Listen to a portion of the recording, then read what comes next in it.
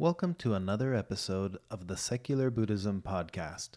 This is episode number 52. I am your host, Noah Rasheta, and today I'm talking about the sound of silence.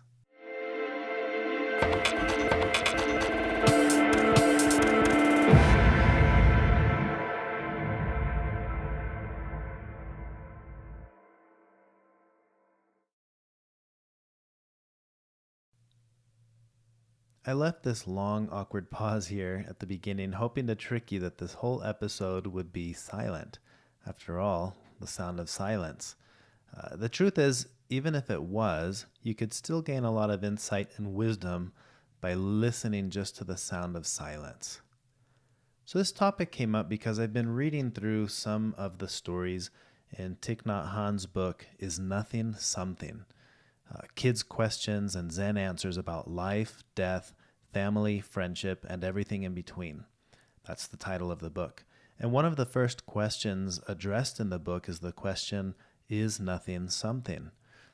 The answer that Thich Nhat Hanh gives is that yes, nothing is something. You have an idea in your head of nothing. You have an idea in your head of something. Both are things that can either create suffering or happiness. This made me think of another quote or teaching by Thich Nhat Hanh, where he says, the secret of Buddhism is to remove all ideas, all concepts, in order for the truth to have a chance to penetrate, to reveal itself. When I correlate these two ideas of nothing becoming something or nothing being something, something conceptual, and the idea of removing ideas in order to see what is, it made me think about what would really be there if I was able to remove all ideas, concepts, and beliefs. What would I actually see? What would I hear? In the Plum Village tradition of Zen Buddhism, there's a practice called noble silence. Noble silence is a term attributed to the Buddha for his responses to certain questions about reality. For example, when he was asked unanswerable questions, he is said to have responded with no response, silence. This silence seems to have been the appropriate answer to what he considered an inappropriate question. And to me, an inappropriate question is the question that evokes an answer that doesn't lead to a proper understanding of reality. So if the secret to Buddhism is to remove all ideas and concepts, then we would want to avoid questions that will only add ideas or concepts. And to me, metaphysical questions would only add ideas and concepts, and therefore these questions are irrelevant, and thus the silent answer by the Buddha on such existential questions. Metaphysical assumptions regarding existence or non-existence, what happens after we die, or the question of deities, these would all fall under the category of ideas and concepts. The very ideas and concepts that we're trying to remove in order to see reality as it is. And if you'll recall my story about seeing Chris and not seeing Chris, what blinded me from reality in that moment was an idea. It was a concept. It was a belief that Chris was a man, when in reality Chris was a woman. So there was Chris, and I couldn't see Chris because of the concept that I held. This is kind of what it's alluding to. What happens if we remove those concepts? Well, we become more likely to see reality as it is. So perhaps the sound of silence is what it sounds like when we become free of ideas and concepts. I've mentioned this before, but Buddhism is commonly referred to as the path of liberation. So what would life be like if we were liberated from our own ideas and concepts, the beliefs that color our reality? Well, there's a teaching in Buddhism about the 3 doors of liberation. And these 3 doors are emptiness, signlessness, and aimlessness.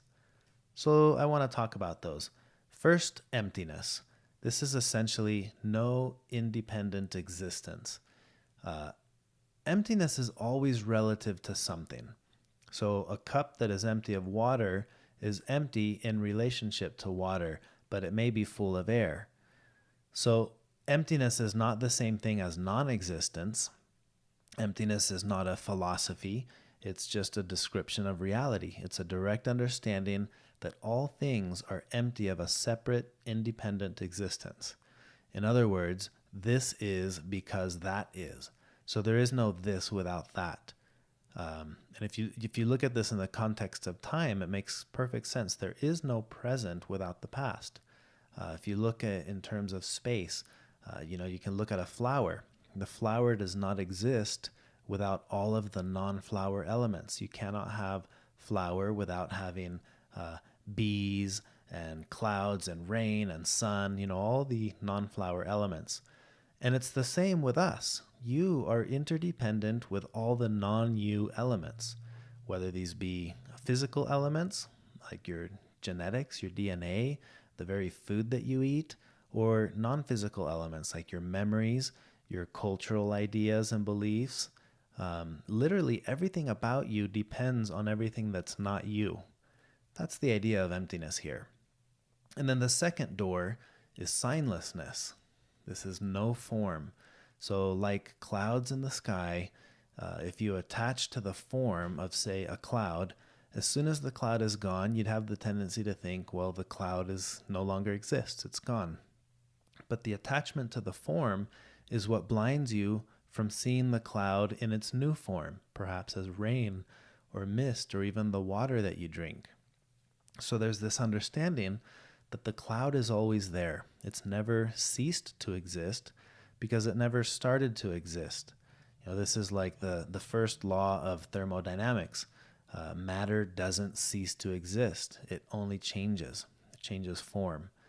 So we look beyond the form, beyond the sign of a thing, and we start to see impermanence, the nature of constant change in all things, in all forms. So forms just become like containers of what is in the present moment.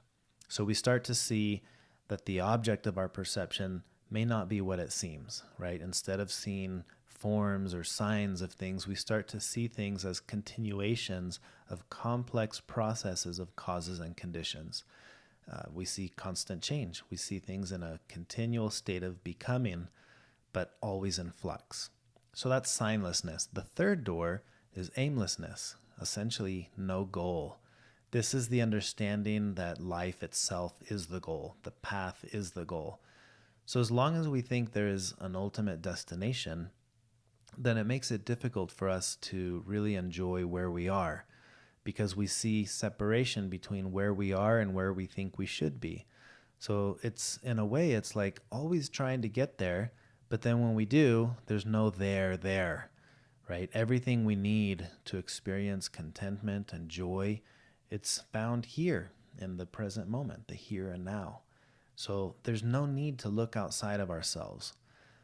The problem with this, with the opposite of aimlessness, is that we run the risk of running our whole lives and never actually living it. What are we running after? Enlightenment? Happiness? The insight of aimlessness is to help us stop running and instead start living. So you could ask yourself, what am I chasing after? What is the thing that I think I need to finally have?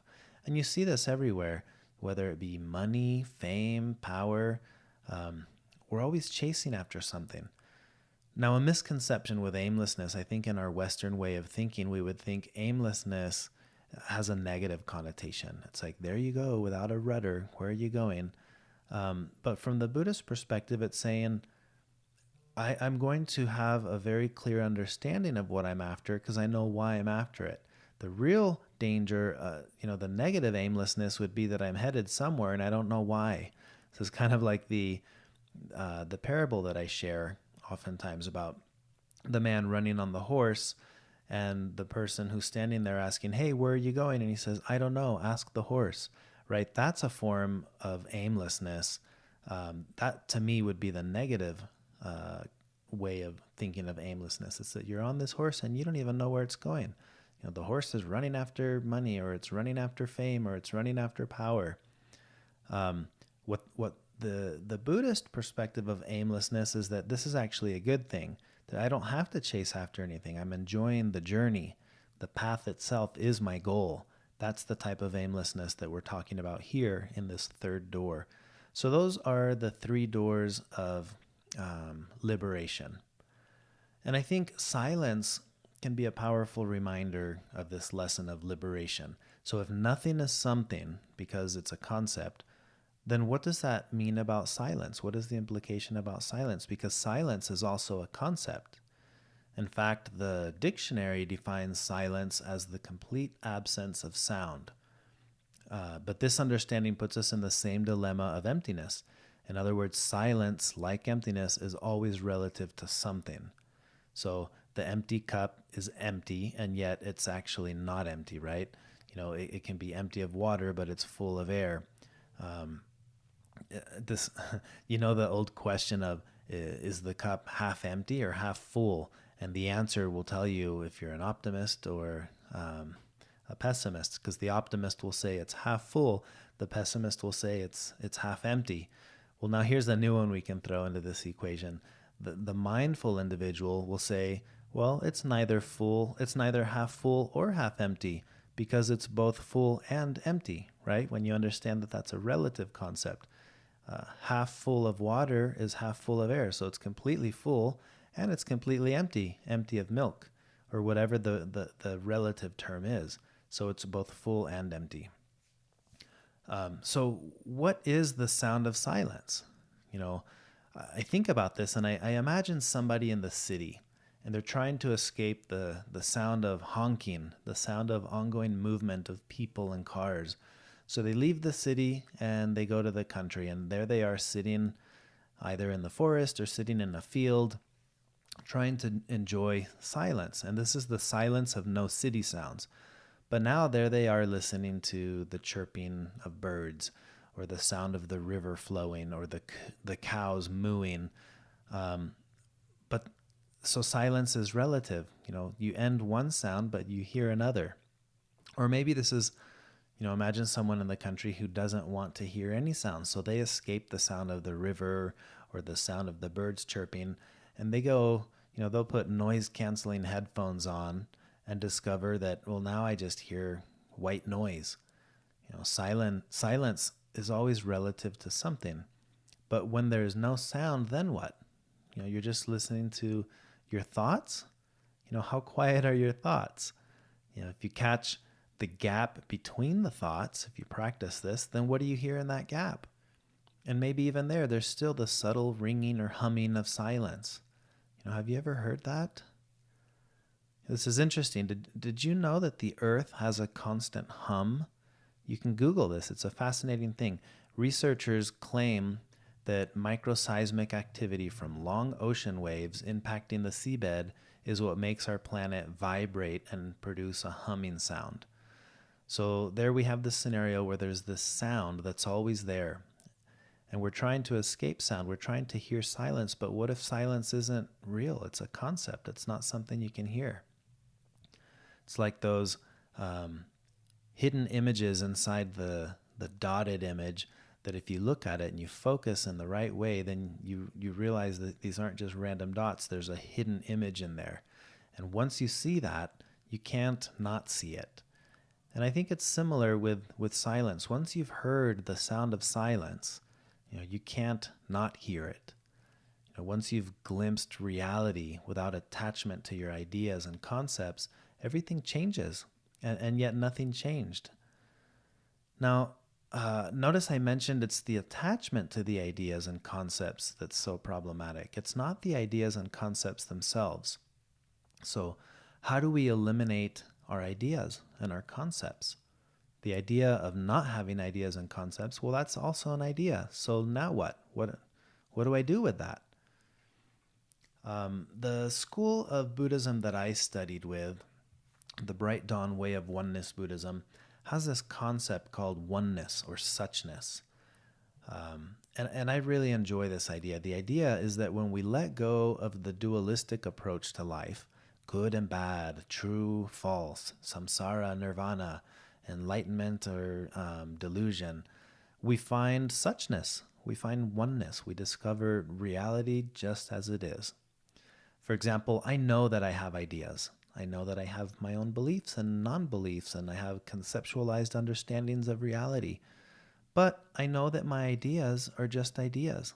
I know that they arise out of a complex web of interdependencies based on both space and time. In other words, if I were in a different time or in a different space, or had I been configured differently, I would have different ideas, different concepts, different beliefs. So, what I let go of is my attachment to these things. I don't necessarily let go of the ideas themselves. I let go of the attachment that I have to them. Now, sure, over time, I have let go of a lot of ideas and beliefs, but I don't know that it's possible to let go of all of them. Ideas and concepts are what make us human. That's how we understand the world, and we inherit it from our society and our culture and thousands of years of evolution. So to believe that I can or should let go of my ideas or beliefs, well, that's just another belief. So oneness with reality is oneness with all things, including our ideas, but in a non-attached manner. Noah Levine and I were talking about this a little bit.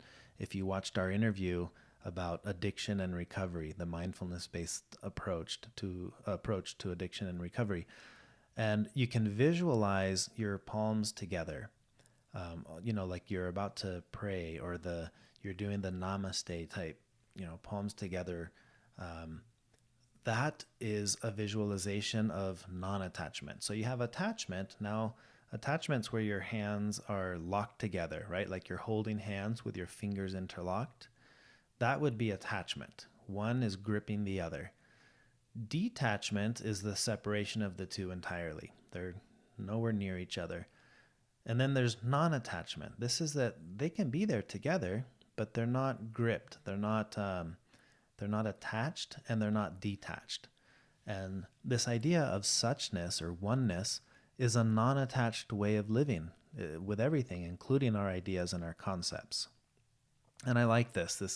This helps me to visualize that this idea of letting go or removing our ideas and concepts, it means removing them in the sense of they are no longer obstacles.